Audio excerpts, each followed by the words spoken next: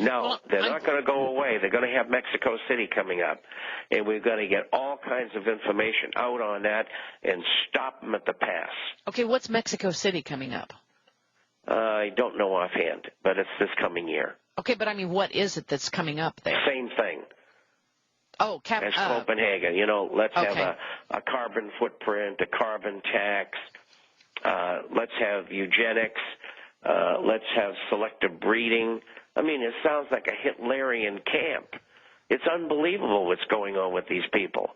It is. But I've known, and a handful of people have known for many years, what they had for their direction. I mean, I knew this 50 years ago. I had one of the biggest libraries in eugenics that was privately owned. And I gave it away to 2 universities because nobody ever wanted to read about it but me.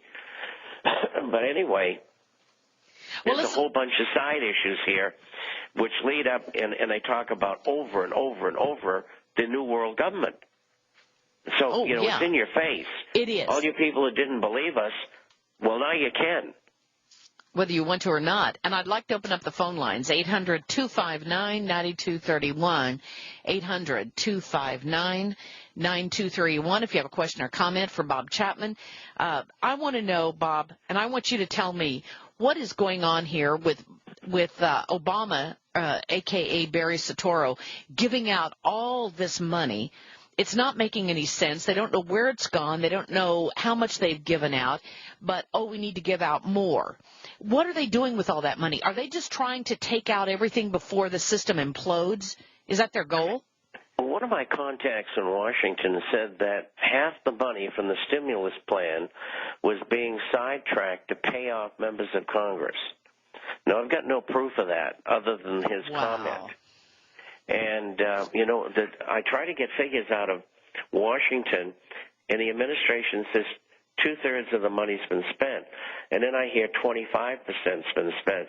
Then I hear 78%'s been spent. But let me tell you something.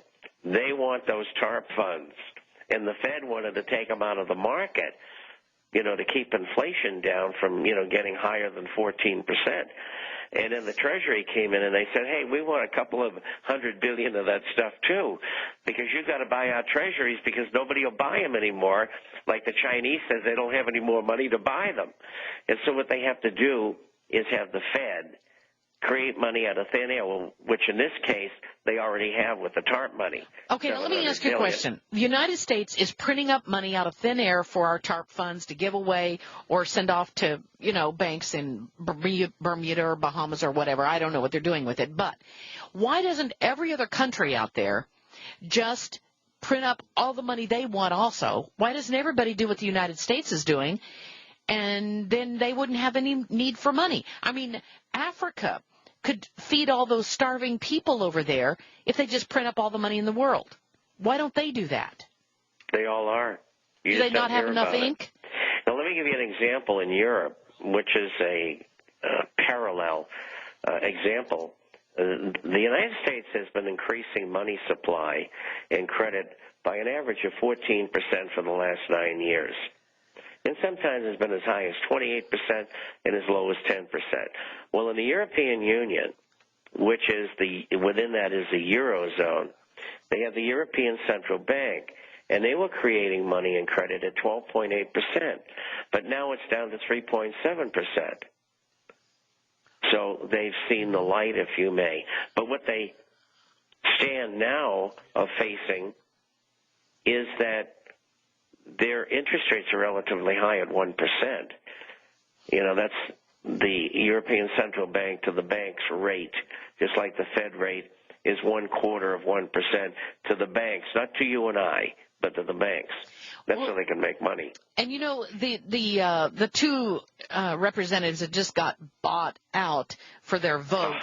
I can't believe, that Nebraska and Louisiana. It's obvious that these people hold out for a reason. And we ought to be saying to all the other representatives, or senators, what's wrong with you? Why didn't you hold out? You could have gotten for your town all these things that they got also. I mean, this is so planned. It's like, okay, you hold out your vote this time, and next time we'll let Virginia hold their vote out. I mean, it's obvious, because if everybody stood to gain independently for their own state, everybody would be holding out their vote.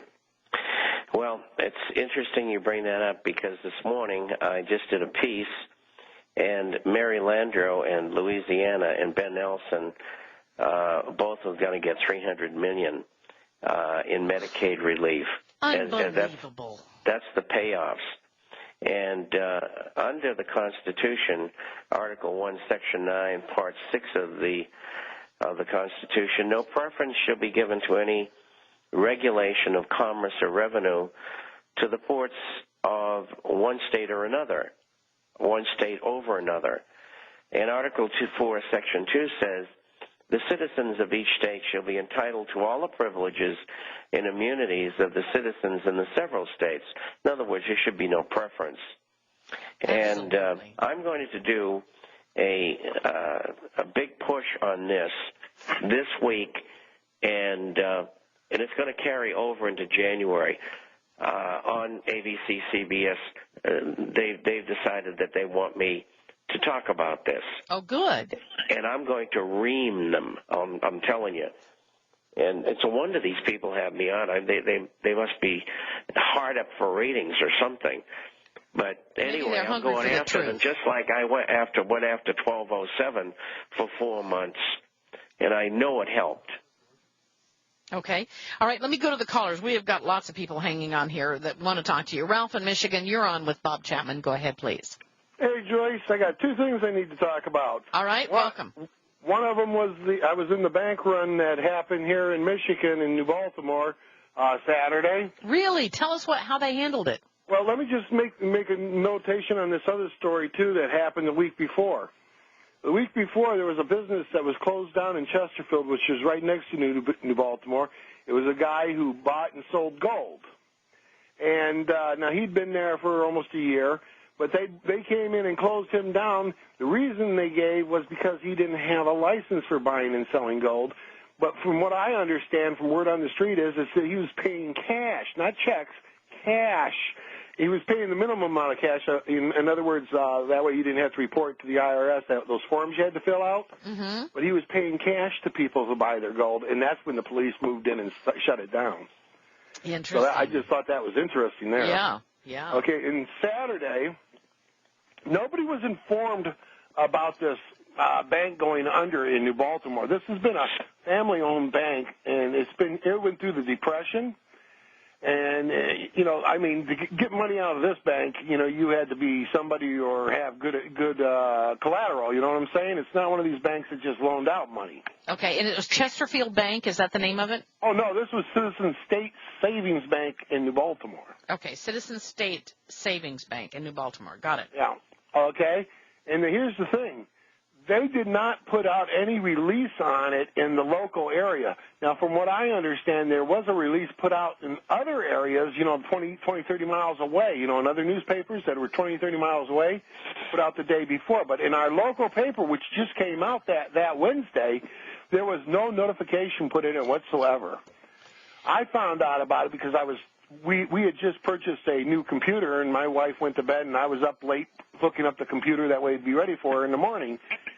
And I had the TV on watching the late-night news because I always find that, the propaganda they put out on the regular TV, on regular news, they always slip up and put out stuff late at night. Yeah, they do. They do. Well, let me ask you this. So you had money in the bank at Citizen State Bank of Baltimore? Yes. We only had enough in there, $240, enough to cash checks when we needed to cash checks. Okay, and is that Baltimore, Michigan? Baltimore, Michigan. But let me tell you something. It was just a year and a half ago. Okay, we had come into a check of a large amount of money that we had to cash. We went into the bank and we wanted to cash this check, and they told us, well, you have to put it on deposit for 10 days and this and that. And we did. We came back to withdraw it. Okay. they would not let us just go up to the thing and release the money. First, we had to go through a series of bank executives asking us why we wanted the money out and that we shouldn't take the money out. And then after that, we had to go to the bank president. Whoa. All right, stay right there. We'll be right back. I want to hear how they gave you your money back or how the FDIC handled it after this 3-minute break. Stay tuned to the Power Hour.